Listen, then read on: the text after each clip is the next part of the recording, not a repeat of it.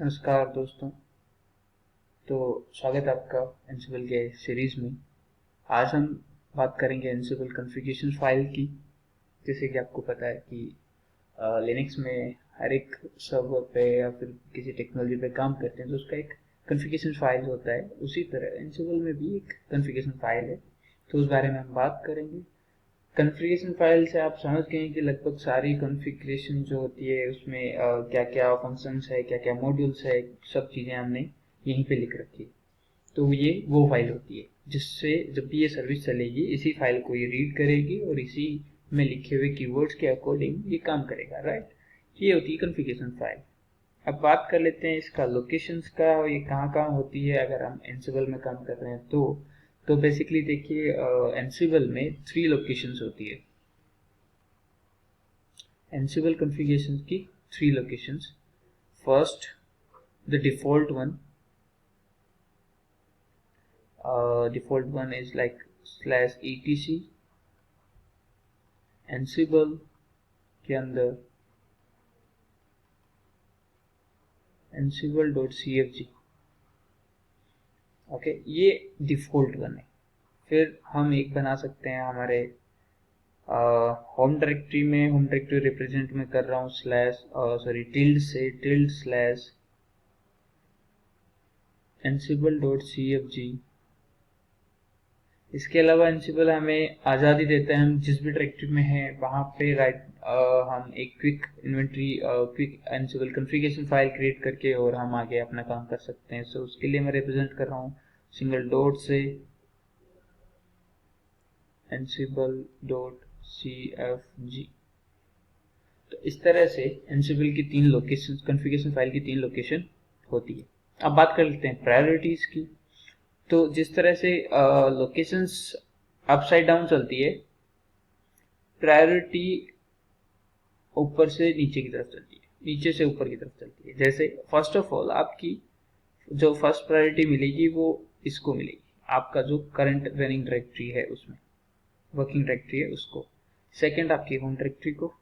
Third आपकी default one को। जैसे ही आपने कुछ कॉन्फ़िगरेशन रन किया, एग्जीक्यूट किए प्लेबुक और एग्जीक्यूट किए एडोब कमांड्स एंसिबल के थ्रू, तो सबसे पहले ये आपकी प्रेजेंट वर्क डायरेक्टरी में चेकेगा कि क्या वहाँ पे कोई एंसिबल सीएफजी अवेलेबल है। अगर वहाँ नहीं हुई तो ये सेकेंड होम डायरेक्टरी पे जाता है, वहाँ टेस्ट करता है कि क्या कोई वहाँ पे अवेलेबल है सीएफजी फाइल। नहीं है तो फिर ये लास्ट में ईटीसी एंसिबल के पास, सीएफजी के पास जो है जाता है, डिफॉल्ट वन के पास। तो इस तरह से ये स्ट्रक्चर्स होते हैं। अब बात कर लेते हैं कुछ सेक्शंस की। बेसिकली जो एंसिबल सीएफजी फाइल है वो कुछ सेक्शंस में डिवाइड की जाएगी। ansible.cfg कुछ एक सेक्शन है इसके जिनके अंदर ये डिवाइड होती है। जैसे कुछ इस तरह से आपको सेक्शन देखने को मिलेंगे, डिफॉल्ट,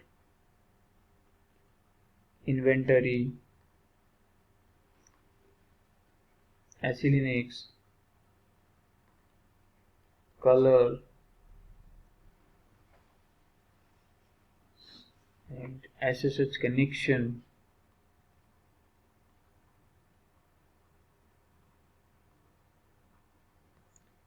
ओके, और भी है, बहुत सारे हैं। जैसे अपना एक हो जाता है प्रिविलेज एस्केलेशन।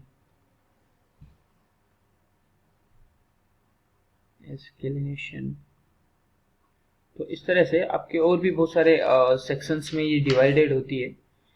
तो सारे सेक्शंस हम एक बार भी यूज नहीं लेते हैं, थोड़ा थोड़ा जैसे जैसे हमारा यूज बढ़ता जाता है, जैसे जैसे स्ट्रक्चर बढ़ता जाता है उस तरह से हम यूज करते हैं। एक नॉर्मल अगर हम देखें कि अगर बेसिक यूज के लिए स्टार्टिंग में हमें अगर काम करना है एंसिबल में तो हम किस तरह का यूज कर सकते हैं। तो उसके लिए हम डिफॉल्ट यूज करेंगे,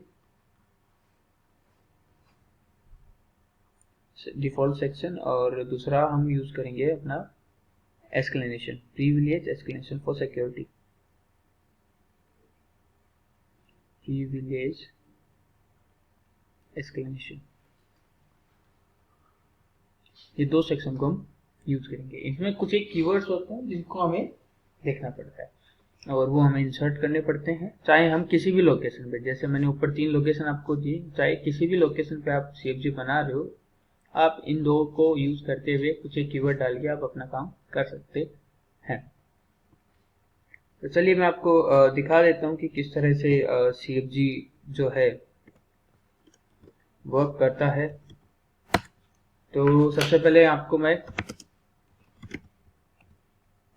डिफॉल्ट वन पे लेके जाता हूँ।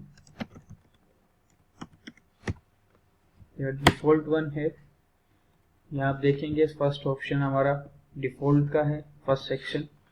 डिफॉल्ट सेक्शन में आपकी इन्वेंट्री डिटेल होती है, लाइब्रेरी मॉड्यूल्स इसमें आते हैं, फोक्स वैल्यू यहाँ पे है, इसके अलावा interval, ask pass, sudo password, sudo users, ये सारी डिटेल्स ये हमारे पास अवेलेबल होती है। इसमें पोर्ट वगैरह भी हम यहाँ पे ऐड करते हैं, रोल का पाथ हम यहाँ पे डिसाइड करते हैं। तो ऑलमोस्ट बेसिक चीज़ें यहाँ पे हम डिसाइड कर लेते हैं। फिर आता है हमारा एक्सप्लेनेशन, प्रिविलेज एक्सप्लेनेशन और हियर यहाँ पे हम ये वैल्यू डिफाइन करते हैं। एक सेकंड मैं आपको दिखा देता हूँ यहाँ पे साइड में लाके।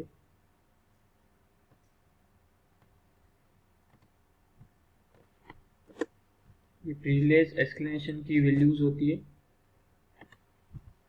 और डिफॉल्ट वन में अगर बेसिक एंट्री की बात करूं तो आप डायरेक्टली इन्वेंट्री का पाथ देंगे कि इन्वेंट्री कहाँ है हमारी, दैट्स इट। ऊपर हमने डिफॉल्ट लिखा और यहाँ पे हमने इन्वेंट्री का पाथ दे देना है। सपोज डिफॉल्ट लिख के मैंने दे दिया इन्वेंटरी और इक्वल्स टू और पाथ दे दूंगा मैं, दैट्स इट। तो इससे मेरा इन्वेंट्री काउंट हो जाएगा। तो जैसे ही मैं कोई प्लेबुक रन करता हूँ, सपोज प्लेबुक जो होती है उसमें हम देते हैं होस्ट, एक स्टेटमेंट होता है होस्ट, इसके अंदर होस्ट हमने दे दिया सपोज और सारे होस्ट पे रन करना है। तो इन्वेंट्री रन होने से पहले CFG फाइल पे पास जाएगी। CFG फाइल का जो प्रायोरिटी होता है वो कुछ इस तरह से होता है, पहले लोकल, फिर होम डायरेक्टरी और फिर डिफॉल्ट वन।